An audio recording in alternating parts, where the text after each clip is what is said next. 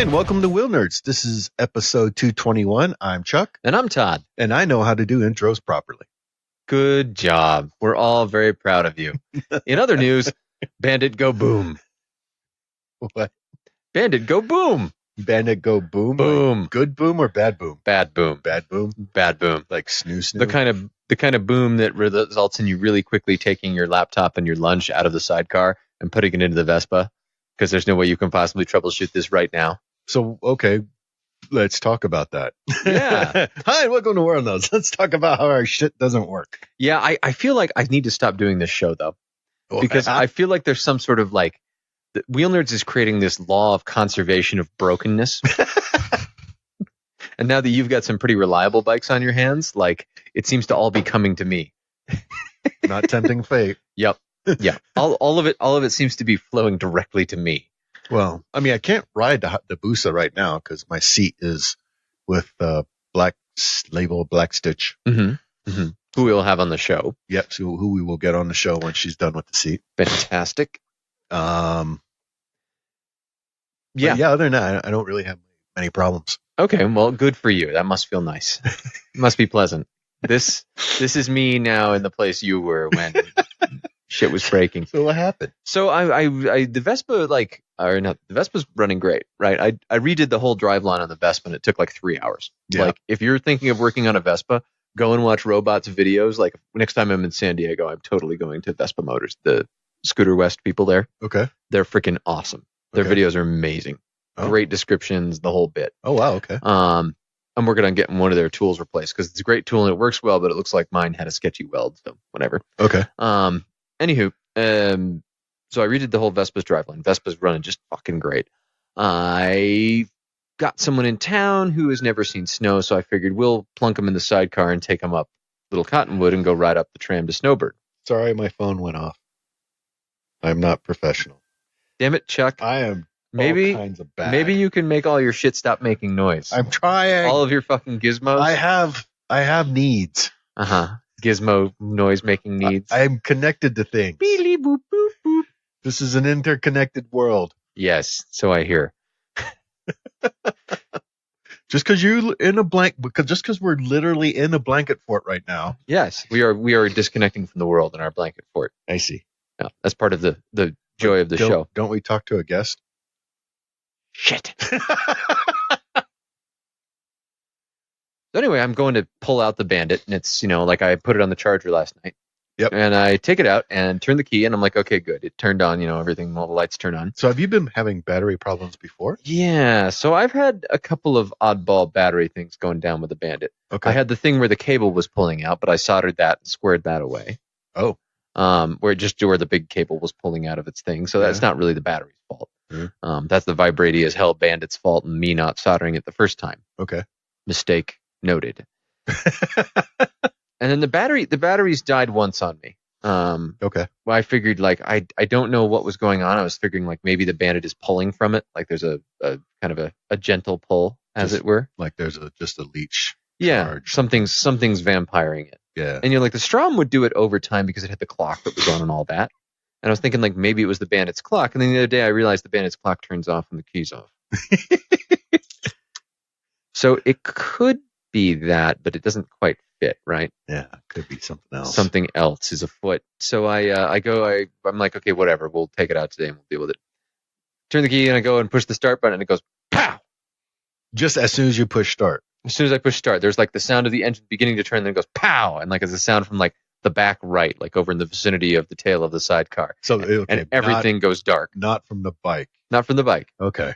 And everything's dark. Everything's dark. Nothing is on, and I'm like, were you on fire? No. Then that's not as impressive. No, I turn the key off and I turn it back on, because you got to do that just to see if something's going to happen. Just like you got to click the tongs. Yeah, exactly. You click the tongs just in case. Yep. Well, nothing happened. Which was frustrating. Do you click the tongs and the tongs explode? Is that what happens to you? Apparently I shouldn't. Click, click, boom. This got awkward. Oh dear.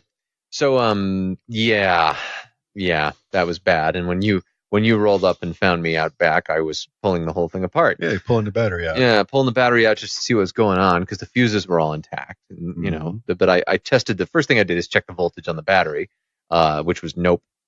Was the measured voltage of nope. So clearly not right. Clearly not right. So I pull the thing out, which is a pain in the ass because of where it is and because the battery's freaking enormous. And it has 2 volts. And I'm sitting there looking at it, and there's weird, like, kind of like ashy looking kind of shit on the inside. Like there's some mysterious shit about the inside. Like something's not right in there. Something is gooed up, the little rag that's in there and all that. And then I noticed as I'm standing there looking at the battery that it's not like perfectly square. Well, plus you started saying your hand hurt. Yeah. When I touched the gunk inside, my hand started to burn. Okay. So I was like, that's bad. Went and washed that off. But the battery still, has like a bulgy sides. And the battery has bulgy sides in one of the cells, both sides of the same cell. So clearly, something went boom. Something went boom is what it seems to have done. So now I have the sad bandit sitting all by itself. Yeah. I'm thinking I may see if the old Strom battery. Well, I'll do one of 2 things. One, I will put the old Strom battery back into the actual internal battery casing of the bandit, the bike. 2, I will get some extra padding to put around the Strom battery in the outboard battery casing and just fucking bolt the thing into there. Probably actually do the second because then I don't have to take anything apart. Right. And I'm sure a second battery won't explode. Well, if it does, then I know something's wrong with the bike, right? Or possibly my charger. That's a good, positive way to look at it. Yeah. You're spinning it. You're like, now it's a symptom. I can troubleshoot from that symptom of exploding batteries. Now I can reproduce the problem, Chuck. Dear Google. This is how you know I work in software, because I'm like, I don't need it to work. I just need it to fail repeatably. The way I want it to. Just consistently fail. That's fine. Now it's just a bug. I can fix that. I know what to do with those.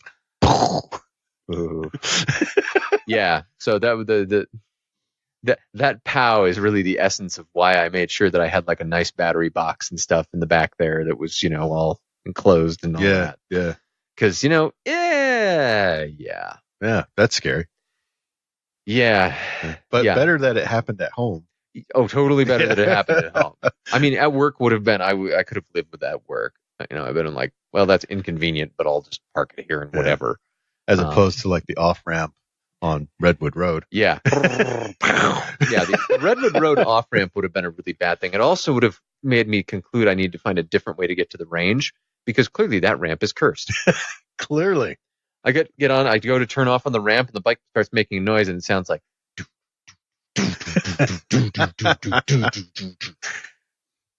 Well, it's an odd-numbered year, Todd. So I should be in the clear. Yeah, you're good. Yeah, the tiki's this is my year for the tiki. Oh, we even have 2 tikis on the desk, and it's not working. 2 tikis, yeah. It's just not. We don't have the stickers anymore, though. No, well, the stickers went with the blown up Strom. Yeah. Maybe we need to do tiki stickers. Mine with the Buell that blew up. Mm-hmm. So yeah, there's a trend there. Maybe we shouldn't put tiki stickers on things. Maybe the evil tiki is just haunted by this and decides that it's time to start some shit. It's like a lure. Yeah, it's actually a tiki lure. Oh, this is mine. I should use this. Thankfully, for all of that, the Vespa is a fucking tank. Okay. I mean, even with the clutch doing all the weird, crazy ass noises it was doing when we were at the thing, thing rode home, no problem. Yeah. Ran great until I could deal with it a month later. Like, that thing is a tank. Well, that's good. It's good to have at least one. You want one tank. I need one reliable machine at all times.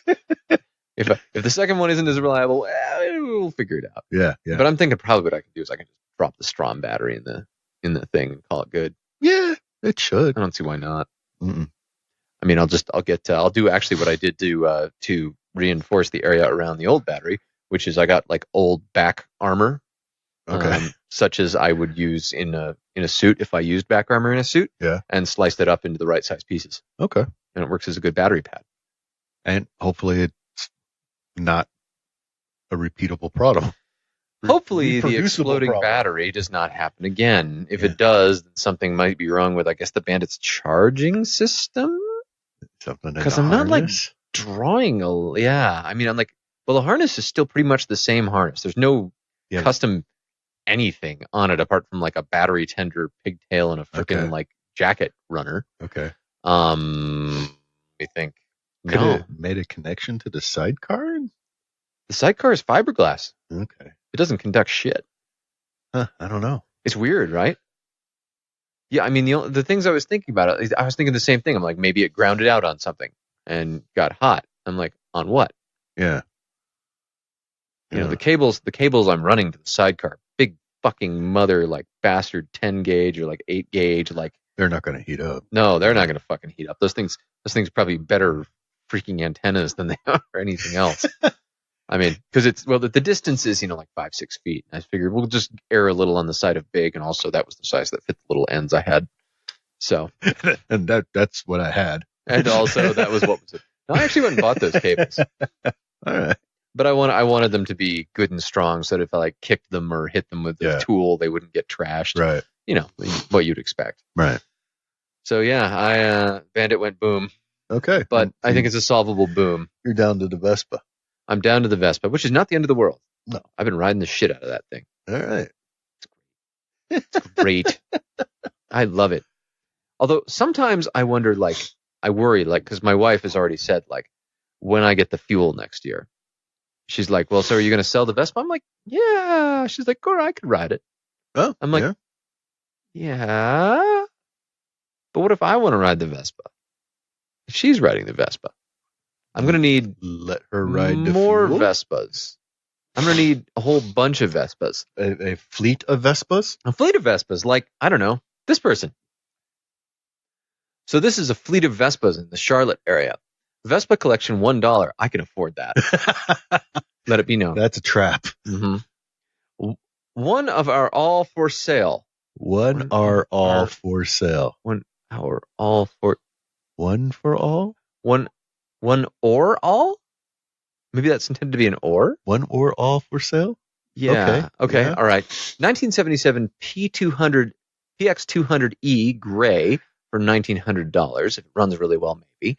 A 1980 PX200E white new engine, $2,800. Better be a brand fucking new engine with upgraded suspension, maybe. 1963 Allstate Vespa, very fast, $1,300. 1967 Gold 150 Super, $3,500. 1961 Pink 150, $2,500. 1967 150 Super Red, $2,500. Circus Sidecar. 1979 PX 200E painted at factory in Italy, $4,500. No email or checks. I'm just going to throw this out. All Vespas are painted at the factory in Italy. I don't think you get to get extra money for that. I'm going to throw this out. Somebody died. Maybe. Here's the thing about the somebody died theory. Although I see why you would go with that. Mm-hmm. It's not nuts. But here's the problem with that.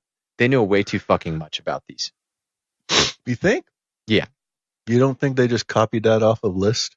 I guess it could be. I mean, this is a pretty cool goddamn fleet. I'm not going to lie. Yeah, I mean, they all look beautiful. They all look like they're really well kept and in good condition. The one with the sidecar looks like not a great sidecar setup, honestly. Well, he's got your taste in paint. Mismatched. With parts that look like they were all from different He stuck some blue onto the scooter so that it could tie the sidecar. There you go. Now it's all tied together.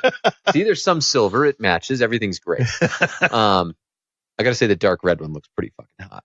I kind of like the blue one in the middle. Yeah, the blue one with the funky front fairing. Yeah, I like that. Yeah. I will be honest, I'm a little disappointed that there isn't like a yellow-orange Super Sport 180. Only because that's the one I would want with a big pillow sticker on the front. Okay. Bass guitar with an inexplicable pull start on the back. I think that'd be a good addition to my modern lifestyle. Really? Yep. Okay. Maybe if it could fly through space, that would be good too. Apparently, this is an anime you haven't seen? Guess not. Wow, Chuck, you have homework. You have a lot of homework. Oh, yeah, I've never watched that. I don't even know how to say that. Is it Fooly Cooly? Yes. Okay. I've never watched Fooly Cooly. Jesus, Chuck, I can't believe you've never watched it. It's like one of my favorites, one of my all-time favorites. So if I could get a Vespa that looked just like Haruko's Vespa, I'd be all over that. Is that where the Vespa thing comes from? Because of this anime? Not exclusively. I think they're cool to begin with. But I have to say that it being there is pretty entertaining. Yeah. It's definitely one of the high points of it. Yes. Nerd. You're calling me a nerd. What? It takes one to know one. Nerd. So I guess you must be right then. Okay. Nerd. But yeah, if one of those showed up, I'd be like, yes. Occasionally one does show up, and people are like, well, I would restore it to the original, weird turquoisey Vespa blue, and I'm like, fuck you, orange with a pillow sticker. And I need a bass. A Rickenbacker with a pull start. Why does it have a pull start? Nobody knows. Why are you talking like Batman? I don't know. Batman doesn't ride a Vespa. Eyebrows. All right, moving on. Cornrows? You're just going to have to go watch the freaking anime now. Well, Project Moped. Welcome to Project Moped, the news show about making a project out of a moped. And they have little scenes from the show where it's like, Todd, we're not going to make the moped in time. And then Todd throwing a tantrum and destroying oil cans. Something else. And then one of us fires the other. But then we stand outside and we look cool in front of the Project Moped. And then we hug all manly like. Manly hug, where you have to hit the other guy while you're hugging. I like this show. This show's got legs. Yeah, I'd actually, okay, I got to be honest. If they had a show where they were like restoring shitbag mopeds into something cool, yeah. I would watch the shit out of that. Because most of the shows will be on like, here's whatever's cool. Yeah. I want to see them be like, here's whatever's not cool, but we're gonna make it sort of cool. We're gonna try. I like to imagine that this was done by these people. Tell us about it. This is a 2001 Kimco People scooter, which is a pretty decent scooter, by the way. It has a lot of new parts. One would hope. Biggest problem is I can't get it to run. Oops. It has some type of electrical problem and won't start. Hit it with your bass. I don't think I heard a bang from the battery. Yet. Here's a list of the extras on this scooter. Rebuilt and enhanced motor recently. This has nothing to do with the fact that it won't run at all. We promise. 100%. Harley Sportster tank. Fat Bob leather seat. New battery. Will not explode. Leather storage bag. Storage bag. New carb. Also, 100% not the cause of it not running. New LED headlight. And a Garmin GPS. So you know how fast you're going. False. So yeah, the 150, you can get it up to 50, 55. This looks cool. I like the way this thing looks. Yeah, so the thing this person has done is they have turned this People 150 into a pretty legit looking kind of like bobber. Yeah. With drab paint, the Harley seat, the whole bit. Yeah, the tank. The part that baffles me. Fringe off the handlebars. and I'm talking like really confuses me, is the I can't get it to run, and it has a new carb. Like, why won't it run? Is it too rich? Is it too light? I mean, did your stupid Sportster exhaust maybe create zero back pressure? I'm just throwing that out. I mean, I guess you could have a big can attached to an itsy bitsy little pipe. Yeah. I mean, the Vespa's exhaust pipe, and this is 200. Remember, this is the Power Wagon Vespa, is about as big around as like a sprinkler tubing. Okay. Like your sink has about that much flow. Okay. A Sportster muffler is absolute overkill. It does look like it is the little pipe up to the Sportster muffler. Yep. I mean, it looks cool. It does. It looks incredibly cool. They've made it look really cool. I don't know why they can't get it to run. Yeah. I am baffled. I'm honestly baffled. So are they. Well, yeah. But I mean, a new carb, a new battery. I mean, did he even say how much he wants? Yeah, he's looking for 300. 300. I mean, what the actual fuck? Well, if it won't run. Well, yeah, okay, that's fair. It won't run, but like. It won't run. It's got new headlight, new battery, new carb. He's given up. Do it make spark? Do it make? Like, yeah. How's it go? Air, fuel, fire. Yeah. Does it have these things? There's so many questions. Well, I can't get it to run. It has some sort of electrical problem and won't start. Okay. What? Some sort of electrical problem and won't start. It's coming true. It's coming clear now. What? He's jacked up the harness. Oh. In wiring the headlight and the other things, he's just wired himself right out of existence. Oh. Yeah. That's him saying, I cut some wires and I don't 100% know what they do, you guys. This is really awkward. Shit. That's really too bad too, because that's a nice looking project. Looks badass. This would be now I will throw out, this is not a moped. Okay. It has no pedal assist for power. It's a scooter. And it's a badass looking scooter. Yeah. Unfortunately, it doesn't run because, there's a bunch of wires that don't go anywhere. Yep. They actually just dangle out the bottom, I imagine, is what's going on here. He made sure to get lots of neat looking pictures. You can see also the riced out car in the background for fun. Yeah. Again, the pictures tell the story. This was his show bike. Instagram filter. This was his show bike. What's he going to show him? Pushing it?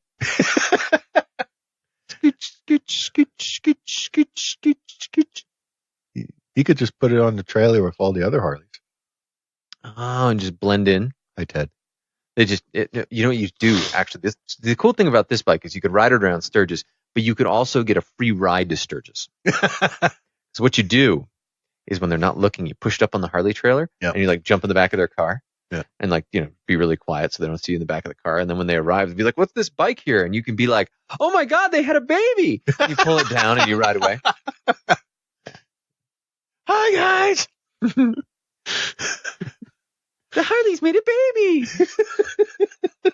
Well, as you know, Chuck, when a mommy and daddy Harley love each other very much or have had too much to drink. No, keep going. This is fascinating. I'm just curious to see how much you got. They go into a trailer and no one else is around. How much? And they go on a very special ride in the trailer. Special ride in the trailer. Okay. That's the new term. No, ride. Special ride in the trailer. If you know what I mean. No idea. Sex. Never had it. I could prove once. Just for the record. That's true. With the simple finger stick, I can prove at least once. Not more than that, but yeah. What else? Okay, there's got to be something better. So speaking of Vespas, here's a 2009 Vespa automatic motorcycle, 250. Yeah. Posting this from my neighbor. Please call him with any questions. Not sure about mileage. That's This is not, in fact, what is a that Vespa. sign he's got on the ground? Probably is that a for sale sign. I don't know. It looks like. Oh wait, call With a number. With a number. I'm going Parts of a number. I'm going to observe that number. Let's see if that number in the picture matches the. Let's do some investigative work. Well, it kind of match. Look at after his name. It does appear to match. Yeah. So, are you curious what you're looking at, Chuck? Yes, I am. Because this kind of looks like a motorcycle. Yeah, this is actually. I think this is a Leafan. They made this one. It's actually scooter, right? Like it's CVT. You can see the housing. Is this something from my AutoZone? No, I think it was actually. I can't. I'm trying to remember it. It was made to look futuristic. It's a 250 CVT underneath, so it's a scooter underneath. Yeah, it's got storage in that faux tank space. And I think Lifan made it, a Chinese company, and they were selling it. I don't know if it was AutoZone, but it was like down in that like tier. V3. Yeah. Neat. It's quite the thing. Yeah. A Vespa automatic motorcycle. That, Chuck, is not a Vespa. Clearly, it's a Vespa. Yeah, no. That is a. See if we can look it up. To the internet. Okay, I was wrong. It's not Leafan. It's CF Moto, which is absolutely a totally distinct company and not just a Chinese factory cranking things out. I can say this for sure. Well, cool. Yes, the CF Moto V3. I remember this. This thing is the strangest looking freaking thing. I wonder how much they are brand new. Oh, 3,300? Brand spanking new. They were 3,300. It features a built-in MP3 player. Well, yeah. I mean, you supplied the memory stick. Yeah. Yeah. Yeah, so it's basically like a big scooter made to look like a motorcycle. Yeah. They had the cruiser one that was made to look like a Rebel. Uh-huh. Yeah, so that's cool. You could cruise. Yeah. I mean, whatever. And then, of course, my favorite one is if you go down a little further, there is the CF Moto 250cc fashion scooter. The fashion scooter looks suspiciously like a scooter we've seen before. Yeah. Suspiciously like a Honda Helix 250. Kind of. Almost as though CF Moto made parts for Honda scooters for several years. You know? That sounds paranoid. Yeah, maybe just a teeny itsy bitsy bit, paranoid. Uh-huh. Yeah. Like, one could never possibly assume the Chinese would imitate something, like, say, a Honda Helix. Clearly, no. Which looks nothing at all. No, not even a little bit. Like the CF Moto. I think the CF Moto is actually shorter than the Honda Helix. No, I suspect, actually, that what you're dealing with here is you're dealing with what is probably a Honda Helix plant that had a bunch of the tooling and lost their and was like, license. Yeah, they lost their license, and they're like, all right, then. Okay. All right, we're going to have to replace a bunch of the electronics and things with Chinese-made electronics. The CVTs aren't terribly complicated. We can do this. All right, but we got to make it not look like a Honda Helix. Shit, fuck, we did it wrong. Okay, we got to make some other stuff that doesn't look like a Helix. And so it went. Uh-huh. Mm-hmm. Interestingly, do you remember when we were talking to Craig Vetter, though? Yeah. He was talking about the Honda Helix as being his favorite base platform for one of his fish bikes. I could see why. Yeah. It's long, it's low. Yeah. Easy to mount things to. Yeah. A lot of people who had them really liked these things. Okay. Like there's a weird cult following. Now, I look at them and I think this is the most effective form of birth control on wheels I have ever seen. This is the quintessential birth control scooter. I don't see why. It looks like a getter to me. Because, I'm smooth with the lady folk. Smooth with the lady folk. You're like, hop on the back of my Honda Helix. And they're like, what's wrong with its nose? Nothing. Everything's good. It even comes apparently in sexy pink. Sexy hot my God. Pink. Dude, people have modified the Helixes. Holy shit. Modified. Holy shit. Yeah, people are doing things. Really modified. Okay. Everyone needs to, there it is. Yep. It is the Akira bike made on a Honda Helix platform. You knew that had to be there somewhere. Somewhere. It was not a big stretch. Let's be real. Because the seating position's already perfect. There was. I'm pretty sure there was already a thing where they specifically called out that the Akira bike had Honda Helix as one of its inspirations. Yeah. Which is terrifying. That anything would be inspired by the Honda Helix, but there it is. Clearly all the Honda Helix needs is a better fairing. Somebody somewhere right now is like, they're making fun of my Helix. I love my Helix. I go everywhere on my Helix. Although, you know right now, there's a bunch of these Helixes out there, like the Honda Pacific Coasts, where the people got it, and they're like, yeah, it's kind of dumb and ugly, and they're just riding the shit out of it with 100,000+ miles on it. I'm going to say that things have gone around enough in a circle that look might be kind of cool again. The Honda Helix might be cool again. Yeah. Implying it was cool before. I mean, you got to give it up for the Honda Helix. It's fucking big, right? As scooters go. Yeah. And this is the original maxi scoot. Yeah, this is it's the hipsters, the vintage folk. This is their ride. They've gone through the 80s and they're moving now into the Honda Helix 90s era. Yeah. Yes. Soon now there will be a Helix class. It's coming. We're the Helix Club. Oh. What do you think about the Yamaha Morpheus? It's really ugly. You're just jealous of the engine, aren't you? Maybe. This one went far afield, didn't it? Yeah. Todd, you're just like, I'll take all my clothes off and join you. Mm-hmm. You're my people. Elsewhere, we've got a 1978 Honda CB200 T. What's the T stand for? It's T-shaped now? It is kind of T-shaped. Or maybe trike? My favorite part is where you can buy this. Normal, Illinois. Lies. Misdirection.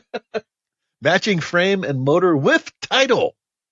I bought this 1978 Honda CBT with the intent to convert to a three-wheeler. Okay, I gotta. Who converts a 200cc thing into a three-wheeler? This dude. Oh, okay. Continue. 3,700 miles. Mm-hmm. Project has stalled, so I am selling it for parts. The current three-wheeler build is shown as it is today. This was stored for years indoors and shows little wear because it wasn't running at all. It wasn't going anywhere under its own power. Tank was cleaned and stripped and it has high build primer on it. It is installed and working great. If you need anything, this bike was an all original unit with 3,700 miles. Engine starts and shifts, but for some reason we are seeing a little smoke from one cylinder. For some reason? All wiring is intact and working. Yay. Wheels, tires, and brakes all there. Make offers or buy it all with title less. Well, that's a thing. Yeah, that's a thing. That is a CB200, the small Does Rebel. it have more pictures? Yep, there are more pictures. Yep. So the front end looks like it's got two sport bike tires on it. Oh, there's the CB200T before it was ruined. Maybe he needs a three-wheeler. Apparently, I don't know. This is another one of those ones where it looks like they had a thing in mind and they had some bits lying around and they actually sort of did it. Mm-hmm. He's got special fender plans and everything for it. This is a big. He's got big plans. Had big plans. Now he's just got big tears. Now he's selling it for $1,234. Yeah, tears. All these projects, I always look at them and I'm like, there, but for the grace of God, go I. Because every once in a while, it's easy to get them. Okay, Chuck, we need something more raw, more animalistic, more classy. Classy? A Harley Davidson Ram bike. What? Is that a price or a phone number? I don't know. It's a 7-figure price. Yeah, it's in yen. In yen? Yeah. I don't know. Or maybe that, I don't know, phone number. Who knows? This one-off, in quotes, because apparently that's not a thing, custom Harley chopper was built to exhibit around the U.S. in 2010. This bike has approximately 3 miles on it. It has only been rode from the trailer into shows. This bike is basically, air quotes, new. So like every other Harley ever. The theme of the bike is, quote, Mountain Majesty, or the Ram bike, which is inexplicably not in quotes.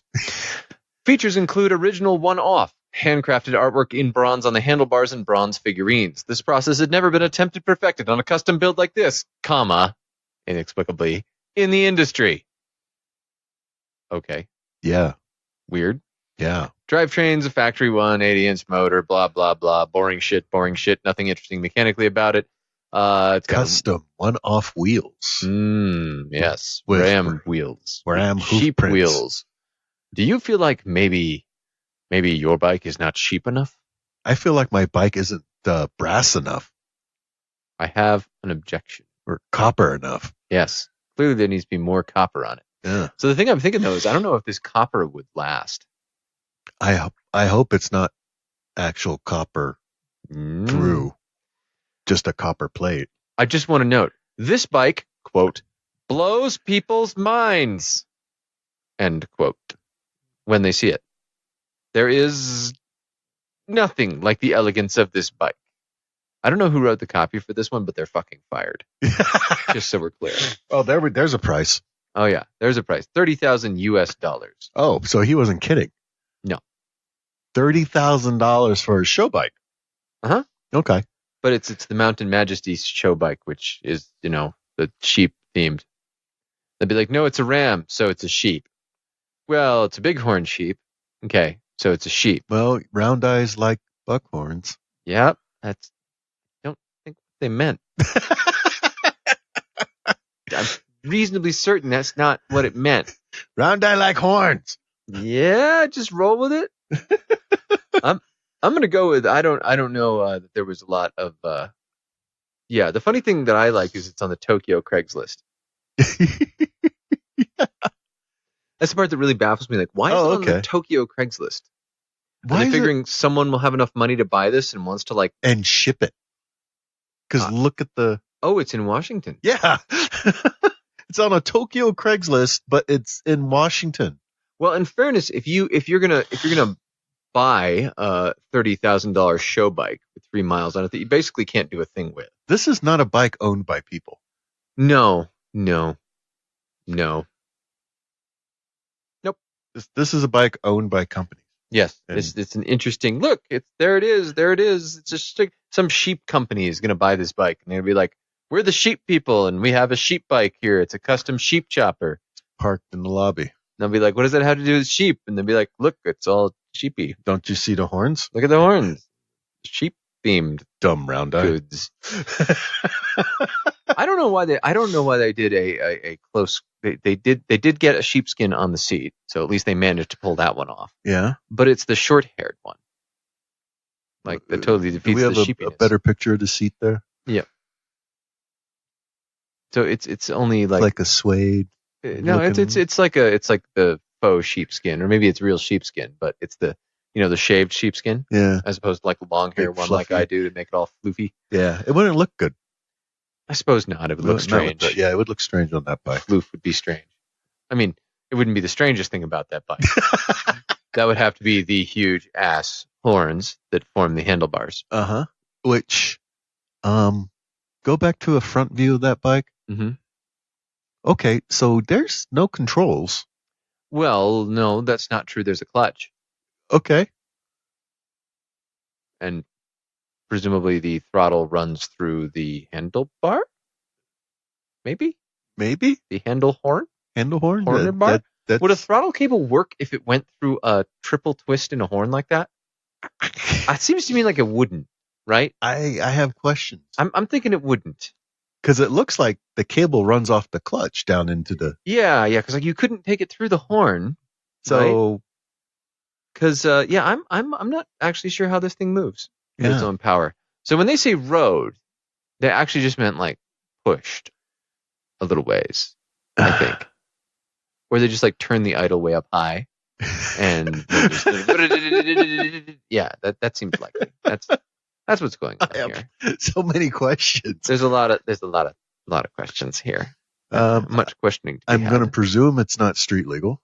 I'm guessing no. Yeah. So, yeah. The conspicuous lack of a front brake of any kind springs to mind. Yeah. Yeah. Or does it have any brake? You don't know. Let's examine the back wheel. The back wheel does appear to be equipped with a brake. There's a brake. Now, it's really shiny, and I'm just going to be the one to say this. If a brake disc is really shiny, that's bad. They had to polish that brake disc. Oh, Lord. It doesn't get shine like that naturally. It won't. Nothing will actually stick to it, including brake pads. It looks good. They shine the brake pads, too. It's good, right? Looks great. So when they ride this into a trailer, the trailer has 20 pillows stacked in the front. No. There's sheep in the front. A couple drag lines. Nice soft landing in the sheep. You got blood all over my bike again. As opposed to the Pan, which is designed so you can carry a sheep on the back of it, this one is designed to be carried with sheep. Uh-huh. Makes sense. Yeah. Makes sense. Okay. $30,000. Yep. I'm a little sketch on that. Should we know who Dan Bell is? No. He signed the ad like we should know. I don't know. All right, me neither. No. Someone will tell us. Who knows? Speaking of people we might know. Let's talk to the good folks at Helite. Okay, so we're on with Zach from Max Moto, the U.S. distributor for Helite, right? Correct. Hey, I got it all right. Yay! Are you still alive, Zach? Has any stabbing commenced? No, I'm okay. Zach is talking to us at great I think I have clearance. Yeah. Good. So Zach helped us get some of the new Helite Turtle V2 vests. Turtle 2, right? Yeah. Turtle 2, Turtle V2. What's the right way to say it? I think Turtle 2 rolls off the tongue. That is the official term for it. It's simply an update from the original Turtle model that we've had for about the last 5 years. So, yeah, it's about time for an update to the most popular Helite item that we have. So talk to us about the things that we're different about it? I mean, what did they deliver? What did they set out to do with the update? What was kind of the key thing they were trying to get out of it? I think the update is aimed at just a modernization of it, which means a little bit more of a slick, updated look. Mm-hmm. The cut is similar, but what they did were two things that were cosmetically based. One was they added 2 panels in the front, which conceal the straps as well as the CO2 cartridge. Little beauty for panels. Deploying the vest. Yeah.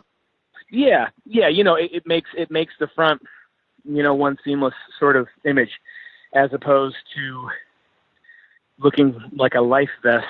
I'll be honest, I kind of miss the CO2 cartridge being on the outside because people were like, what the fuck is that? I'm like, that's the CO2 cartridge, and I tell them about it. That's the risk you run when you try to make something a little bit more mainstream, Mm-hmm. It doesn't immediately communicate to somebody what it is, as opposed to when you see that CO2 cartridge, you're like, oh, this must be some sort of safety mechanism. Yeah, Todd has started just super gluing CO2 cartridges all around his Helite. It seems reasonable. I don't want people to think I'm like not a huge dork. That's great. I can't say it will help with being safe. Well, I'm looking at the new vest, and we've got the old vest too, and I was just wondering, did it have the same pocket? Nope. No? Okay. No. So the no. The high-vis had like a beauty panel, so you had more high-vis over where the strap's attached, where yours doesn't. But the new one seems to have a little pocket there in the front, which I'm a little foggy on what it's for. Oh, I stuck another canister into that. Oh. Yeah, that's the second front of the little aesthetic update that they have for it. Is that they added a little bit more of like a utilitarian sort of pocket, so you get your ID in there, maybe registration, change for the toll or whatnot. But all of my weed. Hey, listen, in California, it's totally legal as well as in other states, so yes. Whatever you want to carry in that pocket it's up to you. Some sort of legal party favor. I really like how less noticeable the vest was when you're wearing it. Yeah, that was to me the big difference was the comfort level, like night and freaking day. It is very different comfort level. Yeah. It probably has something to do with that neoprene collar. Oh yeah. That they installed on the version 2. Because essentially the what constitutes the vest is the same. It's 600 and 1,000 E-core Dura. So all the ingredients are the same, Mm-hmm. So one thing that I guess they were able to do is with that neoprene collar, just kind of, instead of giving you the option to pull it away or kind of get it out of your way, it's softer, so it just feels like maybe nothing is hanging around your shoulders, which is kind of the feedback you guys are giving me. So yeah, I'll tell you in all honesty, the that Velcro around the sides of the collar was the worst freaking thing on the turtle. Like if you have a beard, that Velcro was just trouble brewing. Mm-hmm. Turn your head quickly with a beard. Oops. There was an issue. Yeah, there was an issue with like when they installed that. I was not with the company yet, but I know that they had an issue with it where they had the hard bristles on the bottom and the soft bristles on top. So if you didn't have it pulled away, it was kind of begging any sort of facial hair at the bottom of your helmet to kind of grab it. Mm-hmm. They remedied it, and designed by dudes who did not have beards. Yes, I hope the new one was designed by at least some bearded people. I believe it was. A bearded lady. I've not met the designer, but one of the engineers I know does. So. Okay, good. So there were some beard focus groups. Thank God. We got to you got to cover all the bases. How long have you been with the company? So it's been about 2 years that I've been the brand manager. Sweet. For Helite Moto. Yeah. So it's been a while, but I mean before that, I had worked in capacity for Max Moto, doing other things for the company. So I was pretty well versed in the turtle and Helite products when I came aboard. So which Helite vest do you wear? Are you a high vis man or a leather or a black? Yeah, I'm a leather guy, and I'm also old school. So it's like when they came out with that custom leather vest, I was on that like a bum on a bologna sandwich. I usually wore a leather vest and a leather jacket all the time anyway. Uh-huh. So it was a no-brainer. And Yeah, it's like the leather stuff that Helite makes. If you guys have never seen it at one of our dealers or like, had a firsthand interaction with it, it's pretty incredible. Like they source the leather from particular places. It's all made in France. It's very, very nice. And this is coming from somebody who's had at least 7 leather vests his entire riding, or leather jackets or vests his entire career. So. What do you ride? Well, I'm a little bit ashamed to say it right now because I'm not a huge fan of it, but it's a 2004 Fat Boy Harley. Fat Boy's got a certain lovability about it, though. There's a little bit of a story with the bike. So a buddy of mine was selling it back in Ohio. That's where I'm from. And he had taken, massive care of this thing. He had, show chromed it. He bored it out to 1415, and now it's a 1550. And all the bells and whistles, but nothing crazy. No giant fairings, anything like that. Like really comfortable, good engine. I know all the guys who did the work. So he was selling it, and he was selling it to me for a song. So I flew out there and then rode it back. So I can't seem to shake it. I mean, prior to that, it was a Gixxer 750 was the bike before as well. I had an XR 650R, some R6s. I had an R6 track bike, and so that's a big swap for you. It is. Well, I mean, I've kind of run the gamut. Being in the motorcycle industry for a very long time now, I've been able to ride a lot of different motorcycles. I tend to go with speed bikes just for the track and for things like that. I really enjoy that stuff. So it's a little bit of a change. That's why I'm a little bit self-conscious about always talking about the Harley, because it's never glowing. People want you to really, when they find out you ride a Harley, they're waiting for you to start talking about it like you're talking about your kids, or like I go out in the garage occasionally and lick it. Yeah, it's got this chrome skull. Kind of difficult. Chrome fiery skull. They do require you to, like, you should have a beard. If you ride a Harley and you don't have a beard, there's something wrong. Like, or if you don't gloat or glow about this thing, I can see it on people's faces too when I talk about it, and I'm not shouting from the rooftops. Yep. They're kind of upset that they're not. Their entertainment value goes down. They're like, I don't care. If you're not excited about it, I'm not excited about it. So it's just a bike he likes to ride. That's boring. Yeah, pretty much. Have you noticed, like, if a lot of cruiser guys are adopting the leather Helite? How's that? Yes, how's the leather compare to the textile? Well, the price point's a little bit different. It's a little bit more expensive. Obviously, You're getting 2 things at once as well. So, the Turtle, it's a safety vest, and it's something that goes with all of your gear. So it's more like utilitarian. But with their integrations of the leather jackets and the adventure jackets and stuff, you're getting 2 things. So the price point's a little bit different. That's the main thorn about it. However, the quality and what you realize you're actually getting with it is pretty incredible. So the guy, the cruiser guys, there was a lot of ridicule at first. Sure. And I, as a person who kind of purveys all of the social media and all of our interaction with the rider community, it's impressive because guys will maybe bash it they don't understand it, and then people will swing into the comments and correct them as other Harley riders, as other cruiser riders. Mm-hmm. So it's really interesting that the community is correcting its members if they kind of ridicule it at first. So it's kind of nice to see. Are you seeing a lot more sales of the leather one, or is the textile still kind of the go-to? I mean, what's the big seller? Who's your customer? Well, the main demographic are, people from the age of 35 to veteran riders up into people up into the 70s. It's a pretty big demographic, and it's male, female. The turtle vest is the entry point. That's the one that everybody knows. That's the one that's most iconic. It's the one that when they see it, they know what it is. They've seen it, either on the internet or somebody else has got it. Mm-hmm. So that's still the big one.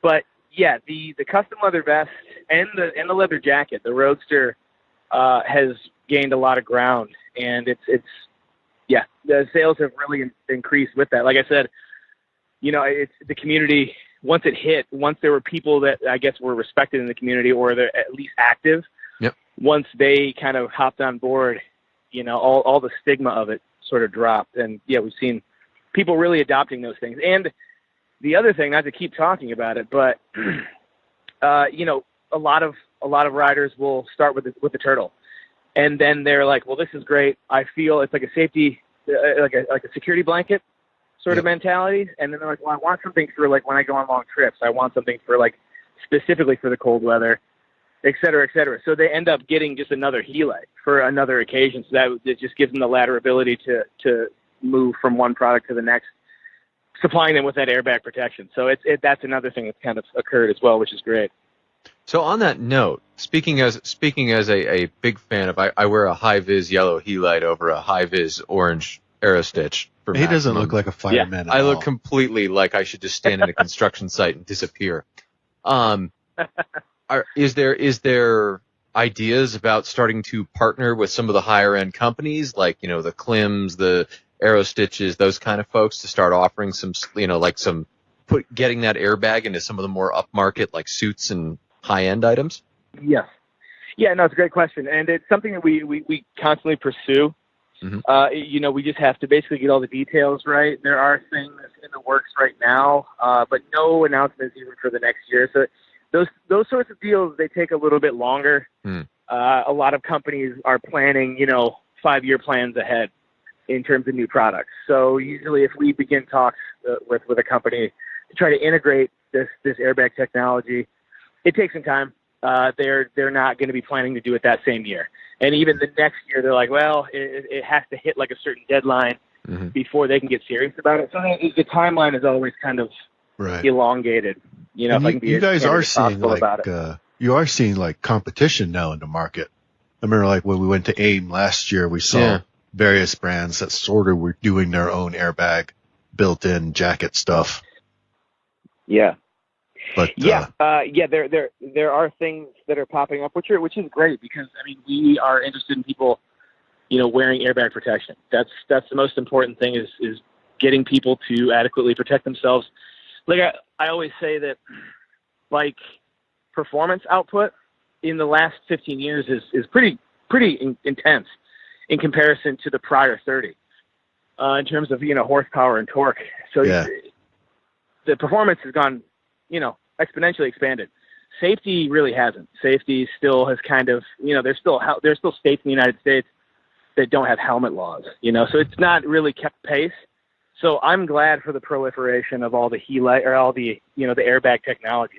That's a good thing. And if we can get a conversation starting about standardization and, incorporation with that stuff on a bigger scale, that's positive. Do you, in the United States at Max Moto, carry the Helite, what was it, the skirt thing? Oh, the hip protector. The hip airbag? So old people can fall over safely? Hip safe, yes. Yeah, it's not available yet. We don't really have a time frame for it. There's still, I know they're available in Europe, but we aren't able to get them over in the United States yet. So that's still... The United States is not ready for inflatable pants. That's tragic. I get that question a lot. People want airbag pants. I want my pants to explode. Well, consider my question about the Aerostitch for a minute, right? If I could have good hip and, like knee protection and not a lot of bulk, honestly, my favorite thing about the Helite vest is I can take whatever shitty back protector is in whatever I have and fucking throw it out. Yeah. Just wear the vest over. Yep. Like, that's great. I know that is the form that it would have to, that would really have to be in. It would have to be in a suit, right? So if you wanted like inflatable knee protection, hip protection, leg protection, it would have to be integrated in the suit. But there are certain things that, there are a billion different circumstances and variables that happen in an accident, given speeds and trajectories, angles, all that stuff. So sometimes if you had something on your extremities that provided rigidity, in a certain instance, that could be catastrophic. Right. Depending on an impact or something. So that it's one of those things where it's delicate. People are working on it. It's obviously in the zeitgeist of the design and what airbag protection can offer. Mm-hmm. But for right now, it's always important for me to like kind of state that with an airbag and with a helmet, you are protecting yourself for nearly 60% of the types of accidents that occur regularly in motorcycle accidents. People usually think that the extremities get damaged a lot. It's really head, neck, torso, ribs. Those areas, that's nearly 60% of the types of injuries that occur, and then followed by the legs, then the hands and stuff. So Zach, it's one of those things where we're kind of, you get the big chunk, Zach, safe first, and then you can move on. Yeah, go ahead. It's very important to me that I come flying off the bike and look like the Michelin Man. Yeah. Well, I mean, feel I would be safe. Right. Okay. I was going to say, as long as it's safe, the look is secondary, right? It should be the function first, maybe. But, I mean, yeah, looking like the Michelin Man's kind of cool. I'm still sad I haven't gotten to the point where I've thrown myself down that one cliff side that people go sliding down on a Helite. Yeah. That's something I still want to try. Yeah, I don't really want to ding up my Helite, though. Yeah. So but hopefully it never happens. But yeah, you don't want to intentionally deploy a Helite. What if I slipped at the top of this cliffside and just went tumbling down, and Todd triggered my Helite for me before I lost control? Wow. Yeah. I don't know. I mean, that'd be worth at least a replacement canister, right? That's a very specific set of criteria, Chuck. If what we're getting into is an exchange about you testing something sliding down the mountainside in exchange for a cartridge, I don't know if I'm totally comfortable with that. I don't want to say anything that can get me in trouble. So he's like, we're gonna get sued. Oh my God. No, I cannot. Yeah, I cannot condone any activity where you intentionally wear the bag and then, without riding a motorcycle, deploy it by jumping off something. How if I jumped off a moving motorcycle? Yeah, I mean, I'd be glad you're wearing it. What do you have for detection systems to detect if you just forget to put your side stand all the way down and the motorcycle falls over while you're still strapped to it? Asking for a friend. Hi, Steph.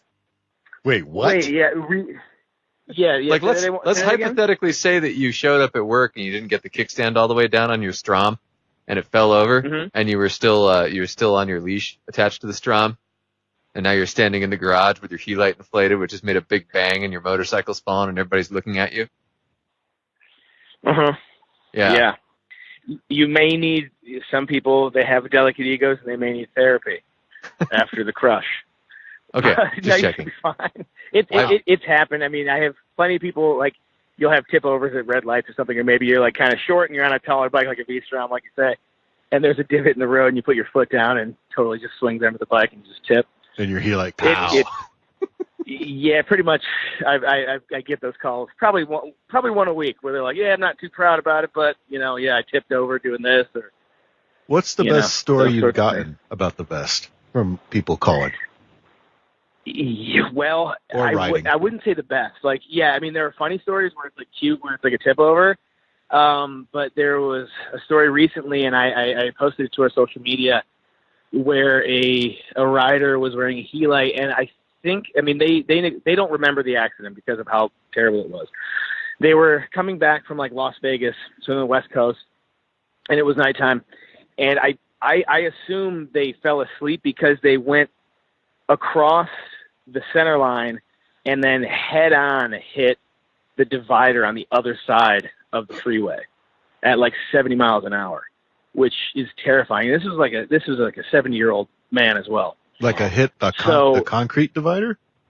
Yeah. So the concrete divider, it wasn't in the center line of the freeway. It was like a 2-lane highway. And he crossed over that, and it started. So where he hit is where it started on the other side. Okay. And he flew. I mean, he was wearing an adventure jacket, and it was really bad. The paramedics and the police, on the police report, they were waiting for a DOA when they arrived, and he had a broken leg, and that is the extent. So he came away unscathed for the most part, something that would probably most certainly be fatal had he not been wearing that sort of protection. So, wow. Wait. Yeah. That's a downer, Zach. I feel sad now. I know. I didn't mean to get heavy on you, but it's when I saw the police report, when I can see like what the police officer had drawn, for the diagram. It was, as a motorcyclist, I was chilled basically. You're like, nuh-uh. You just doodled that. That didn't really happen. Why did you draw a skull and crossbones? Why is he wearing a cape? Is that a penis? He was a really good artist, to be honest. You're the worst cop ever. Yeah. So yeah, like I said, not the best. It's not a fun story, but I think it's important. So to talk about when done with stuff. How much is the Turtle 2 going for? It's going to be the same price point as the Turtle 1 right now. So it's $679 for the high vis and $659 for the black turtle vest. Okay. And there's also going to be a couple of other colors available. What I'm really excited for is the high vis orange that we are going to have a little bit later on. It looks great, and I'm not even a high vis person myself, high vis but it looks great. Yeah, it's a really they picked a good Pantone for this high vis orange. Well, that seems. I mean, you can get a rise for more than that, but I think we can do slightly better. I think maybe our listeners should go over to Helite and possibly use some sort of discount code, maybe like Wheelnerds, and get a little off. I think that's a great idea. That seems reasonable. Yeah, okay. Wheelnerds, all capital, all one word. Yeah. Yeah, that sounds good. HeliteMoto.com. That's a great idea. HeliteMoto.com, yeah. Mm-hmm. Absolutely. Zach, thanks so much for being on with us tonight, man. I appreciate it. Yeah, I mean, what you guys do is great, and I'm so glad to be able to do this. Kidding. She's on to different things, and Zach has a new gig. And hey, these vests, seriously, I gotta say, dude, like the comfort improvement in the Turtle 2 is freaking phenomenal. Yeah, it felt like I wasn't wearing the vest. Oh yeah, exactly. It's like nothing. The old Turtle you really knew you were wearing because it had that hard back. And it wasn't bad. Like, it was still more comfortable than like something with a big crappy back protector in it. Yeah. Definitely more protection. But the new one has the the semi-flexible back. D30 kind of stuff. Yeah. And then the improved collar, and the collar is just so fucking good. And the whole thing is just slimmer, sleeker. Yeah, the whole thing is just a much more kind of sleek experience. I'm really just pleased as punch with it. I like the extra can storage. That was because mine were just rolling around. Oh yeah, I have one in the sidecar and one in the pet carrier. Yeah. So. Pet carrier? Yeah, the pet carrier under the seat of the Vespa. Oh, there's a little tub under the seat with a great big sticker on it that says "No Pets." Uh-huh. So the Vespa community naturally has named it the pet carrier. Drilled some holes. No, they just call it the pet carrier. Someone has to do it. Someone has to actually put it to. See, I'm thinking somebody already did. Someone must have. Somebody put their purse dog in there. Oh yeah. Because you've seen the backpacks. Oh, yes. Yeah. Yes. So someone must have done it. Put the little, drill a hole, put a plastic bubble, put a head, just be like. See, I'm thinking of most dogs I've seen, and like, we looked at one dog who was this little low rider, like wiener dog mix of some sort. Yeah. Totally sweet little dog. If he's still going looking, we may pick him up when we come back from our vacation. But he was too happy to be inside a backpack, inside a bubble. Like, he'd want to have his head sticking out. Yeah. Granted, this dog would then hurl himself out, but the whole being inside a bubble. I just don't get it. The new Helites are definitely. The new Helites are great. Dog bubbles aside. No dog bubble equipped, but definitely look into a Helite. Mm-hmm. Yeah. Use our code. Use the code Wheelnerds. Hard to remember, right? Yeah. What? I don't know. We have mail. Yay! Junkie from Creative Writing here. Your last episode with Robert Pandya was pretty awesome. Aw. He's a really cool guy in general, as you know, and I could listen to him talk all day about what's important versus what the industry is doing. His insight and years of insider experience is what the industry needs to build the bridge between non-riders and riders. I love licking his taint every single time I meet him at all the IMS shows. The vibe is always about trying to get existing riders to be wowed by your offerings and updated stats every couple of years. Last year was the first time that he actually let me do it. But now that there's a movement to include non-riders or to get existing riders to try something new, I can't wait to slobber on him even more. This is a weird tangent, but why is Chuck shirtless at the end of my bed punching me in the dick? This is a weird turn of events, and it doesn't count because A, you lost, and B, that's not a review on our review site. Mm-hmm. Oh, well, see you asshats on the flip side, or the dark side, when I put car tires on my turbocharged CL125 sidecar. Huh. And promptly explode. Yep. Signed, Junkie Turdman, executive producer, host, talent wrangler, motorcycle content editor, horse thief, senior studio production executive, creative writing motorcycle podcast. I dug the Robert interview too. Cool. I went into that like prepared to be super skeptical. It was a very surprising turn. Yes. That he really got, I think he hooked both of us. The dude knows his shit. Yeah. He really, he's not just blowing smoke, which I thought was really cool. Yeah, I want to make it a point to go to IMS this year and hunt him down. See what they're doing. Run into Junkie. Mm-hmm. Kissing his butt. Ride a 0 at 12 miles an hour. Yeah. Turning right. Into all the barrels. I thought it was left. Left would be the non-crashy. Oh, okay. Okay. That's right. Left is the not crash direction. Wheelnerds. Wheelnerds turn right. I'm sorry, I only know how to turn right. Does this have a reverse? I'll just go against traffic. It's cool. Don't worry, everything will be fine. I am a professional. That moment when two of the students in a class are going towards each other and you're like, oh, shit. Well, I won't be saying that because I'll be wearing a Helite. That's cheating. And? Just saying. What have you learned, Todd? I've learned that apparently I don't have as much sheep on my motorcycle as I could. What have you learned? I've learned that this is probably going to be the last IMS they let me in. That's all we got time for this week. Until next time, I'm Todd. And I'm Chuck. Ride safe, everyone. We'll see you next time.